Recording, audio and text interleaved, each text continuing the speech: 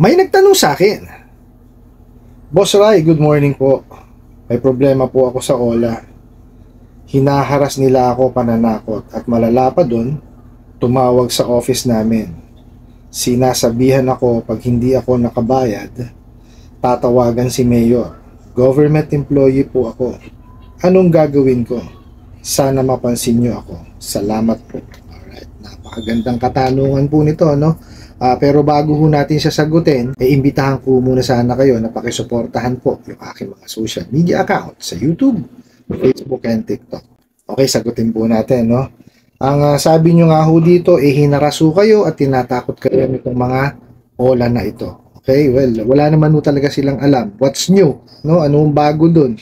Yan lang naman ho alam niyang mga yan. Manakot, no? At saka, mamahiya. Yan ang mga gusto niyang mga yan, ang haharas, no? Tapos sabi nyo nga ho, tumawag ho sa office po ninyo, no? At sinabihan kayo na pag hindi kayo nakabayad, tatawagan si Mayor. Okay. Ano kinalaman ni Mayor doon? Di po ba? Let's say sabihin na ho natin, government employee ho ba? Si Mayor ho ba ang nyo, ang direct na amo ninyo? Hindi naman ho eh. Di po ba? May departamento po yan, kanya-kanya po ng departamento yan. Bakit tatawagan niyo si Mayor? Sa tingin niyo, sasagutin sila ni Mayor? Pagka tumawag ko sila. Di po ba? Hindi ho ano yan. Hindi ho totoo yung sinasabi nila na yan. Baka humaniwala pa ako pagka sinabi nila na tatawagan nila yung department head niyo. Yun. Baka sakali pa. Pero malabo din ho nilang gawin eh. Alam niyo kung bakit. Ano kinalaman ng department head nyo doon sa utang po ninyo? Hindi po ba? Kasi siguro wala naman ho dun sa sa kontrata ninyo na bawal manghiram o bawal mangutang. Pwede po ba? Kasi bawal ho yung gagawin nila eh. Tingnan nyo ha. Sinasabi nila tatawag sila kay Mayor. Ano sasabihin nila kay Mayor? Na hindi kayo nagbabayad? Bawal ho yun eh. Di po ba?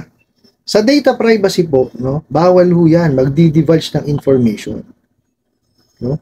Hindi ho dapat nila sinasabi yun. So, anong sasabihin nila kay Mayor? Na na singiling kayo? Ni Mayor? Gagawin pa kolektor si Mayor? Diba? Puro loko-loko yung mga yan eh. Paano na ho nila i-approach si Mayor? Sige nga po. Kung sino mang Mayor ho yan. Diba? Isa lang naman ho sasabihin ni Mayor yan kung sakaling sasagot si Mayor eh. Tumawag ka doon sa departamento na yun. Diba? Ang dami yung trabaho ng alkalde o ng mayor. No? Tapos, papatulan ba yan? Itong mga OLA na to may masabi lang eh. Di po ba? Huwag ko kayong maniniwala dyan. Pananakot lang ho yun. Ano po? Ang pinakamagandang gawin nyo ho dyan, no? Pag-ipunan nyo po. Tapos, bayaran nyo. No? Bayaran nyo na lang. Huwag nyo na hong anuhin. Tawag dito, pasakitin ng ulo ninyo. No, kasi hanggat hindi nyo nababayaran yan, ganyan lang talaga yung mga bugok na yan. Mga haras lang yan, mananakot. No? Yan lang naman nung alam gawin yan eh. Talagang tatawagan ho kayo sa opisina. Di po ba? Kasi nga ho, siyempre, malamang baka naibigay nyo yung number ninyo. Or, kasi siyempre, nung nag-apply kayo, nailagay nyo yung employer nyo. I-research nyo lang naman sa Google yun eh. Makikita nyo na kagad yung number dun eh. Lalo yan, government employee ho kayo. Public number yan. Kailangan yan, alam ng lahat. Maski nga ho, Office of the Mayor, alam ng nakalagay ho sa sa Google eh. Nakalagay sa web. Di po ba? So, wag ho kayong matakot doon sa sinasabi nila na tatawag sila kay Mayor. Hindi ho sila papansinin ni Mayor. Pupusta ho ako sa inyo. Kasi hindi naman ho si Mayor ang nyo, immediate superior nyo eh. Di po ba? Si Mayor ho ang nagpapalakad ng ng syudad. Pero hindi ho siya ang immediate superior niyo. Meron kayong department head. Kaya lang itong mga awalan na to, puro tanga nga ho ito. Hindi marunong mag-isip. Di po ba? Kung ano lang ang lumabas sa bibig, no, na para lang makapanakot sila, ayun, yun na ho ang sasabihin nila. Kinalaman ni Mayor diyan. Maski nga ho yung immediate head eh. Ito lang ho eh. For example, ako ho, department head. May tumawag sa akin. Si empleyado mong A, hindi nagbabayad sa utang. Isa lang ang sasagutin ko. O di sangilin mo, bakit sa akin ka nagsasalita? Ba't ako sinasabihan mo? Ako ba may utang? Yun lang ang sasabihin ko sa kanya. Oh. Wala na ho, no more no less. Bakit ako tatawagan mo? Di tawagan mo yun. Diba? Siya pala may utang, hindi ako eh. O diba? Mapapahiya pa yun. Kaya ako, pag kaya mga yan, sa akin tumawag. Nako, ewan ko lang mangyayari sa kanila. Gusto ko kung makareceive ng tawag sa ganyan eh. Yung gagawin akong yung nasa contact list ako. No?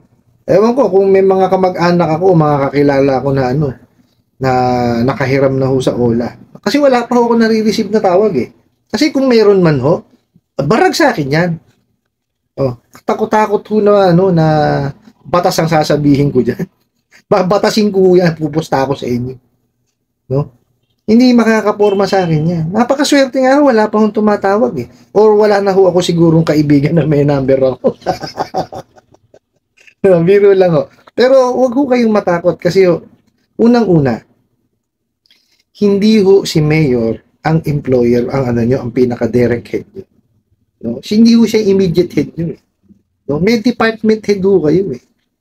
O, bakit ho? Ano kinalaman ni Mayor doon? Saka sa dami ho, paulitin ko ho, no? Sa dami ho, no, na inaasikaso at ginagawa ni Mayor, no? Hindi niya na ho, yun yan.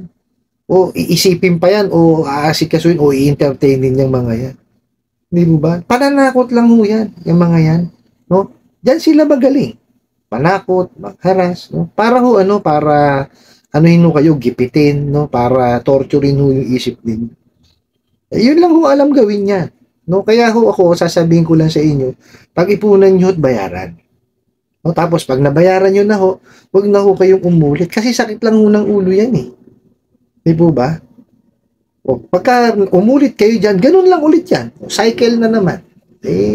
Paulit-ulit lang ho ang sakit ng ulo ninyo. Di po ba? Kung kailangan nyo talagang manghiram, dun ho kayo sa bangko, sa mga lending, sa financing po na legitimate. No? Doon kayo manghiram. Bukod ho sa malaki na mahihiram ninyo, no? Mahaba pa po ang termino. Hindi kagaya niya, 7 araw. Oh, hindi ho nakakatulong eh. Perwisyo pa yan eh. Di ba?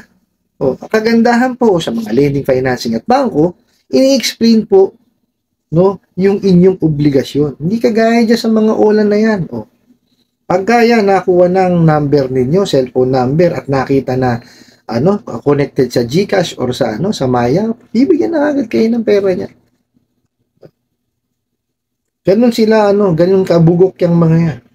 Hindi explain sa inyo, magugulat na lang kayo pagkita nyo dun sa sa app nyo. 7 araw lang pala. Paano nakatulong? O di po ba? Tapos approve ka 2,000. 1,000 lang marireceive mo. Yung 1,000 kinuha na nila. Di ba?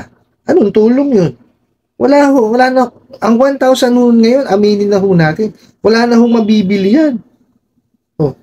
Dati ho, pagka may 500 ka, puno yung basket mo ah. Ngayon, kahit siguro 1,000, hindi yung mabubuo yun. Hindi yung mapupuno yung yun. Baka kalahati nga, baka 2 item lang mabili mo sa 1,000 ngayon sa grocery. Ganun ho kamahal ng mga ngayon, paninda ngayon. Mga bilihin.